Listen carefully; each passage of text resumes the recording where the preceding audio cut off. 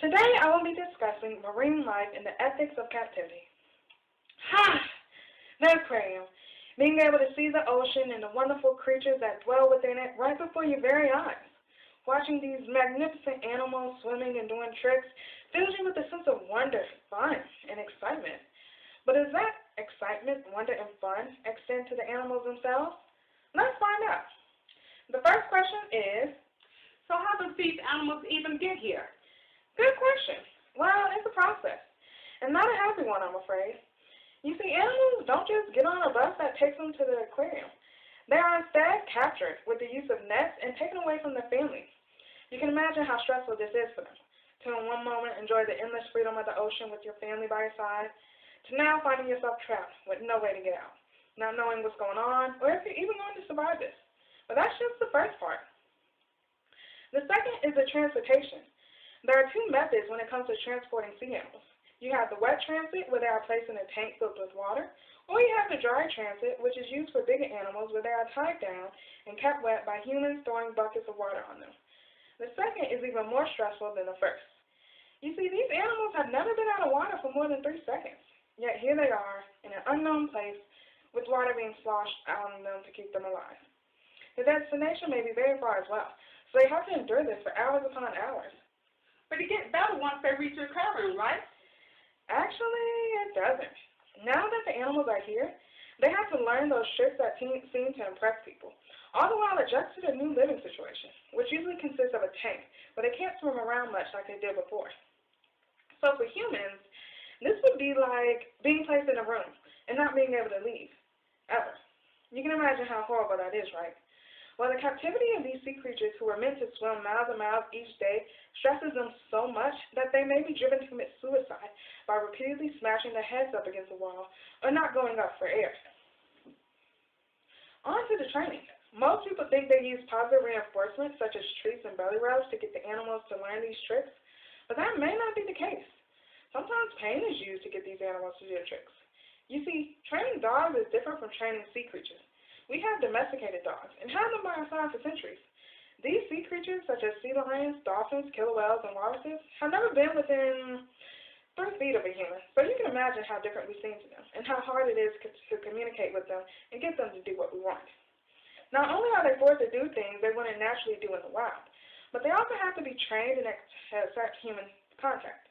And not just from their animal trainers, but from open, eager people visiting the aquarium who wish to touch and take pictures with them.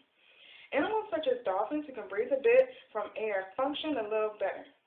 But then you have other animals such as sharks who can't breathe at all being brought up in order for people to take pictures. So imagine your whole body forced underwater, where you can't move or breathe, so a group of sea creatures can touch you without your consent and take pictures. This in their captivity is so very unpleasant that some sea creatures such as killer whales have injured and even killed their trainers. We can say that it was maybe an accident, or that they were just playing, but there isn't one recorded instance of a wild orca ever killing a human before. Most of the instances where wild orcas have hurt humans were caused because the orca mistook the human for prey.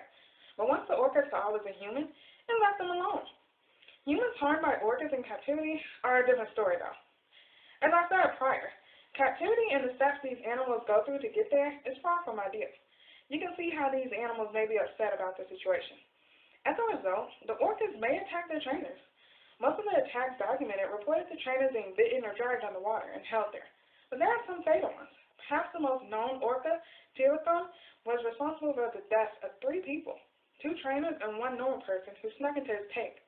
Regardless of what the business owners say, because let us not forget that this is a business, and a profitable one at that, these sea creatures are not comfortable, nor are they happy.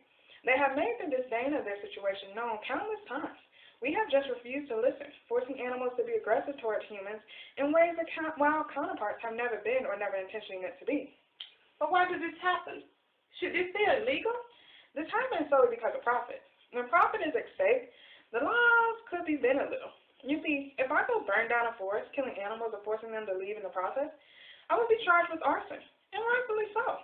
But if I burn down a forest, killing animals or forcing them to leave in the process, and then put up a shopping mall, I would simply be a business owner.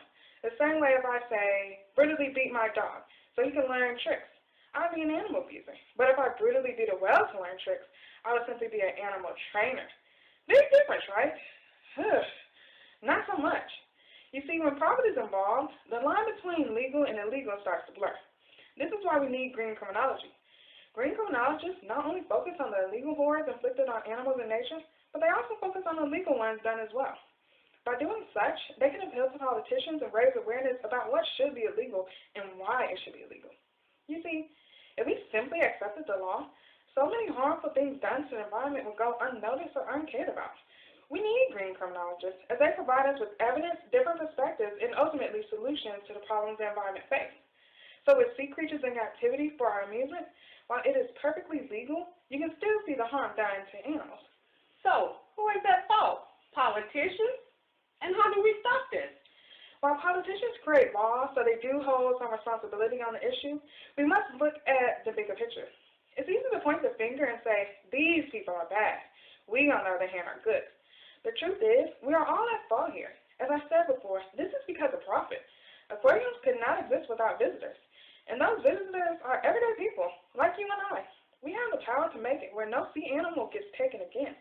We can boycott, protest, and demand aquariums such as SeaWorld to release the sea creatures back into their natural habitats. Fortunately, many people have done such, and as a result, more places are closing down, and the animals get to be free again. If you want to observe animals in nature itself, do so from a distance so you don't hurt these creatures, and so you can see firsthand how they normally act when they are in their natural habitat.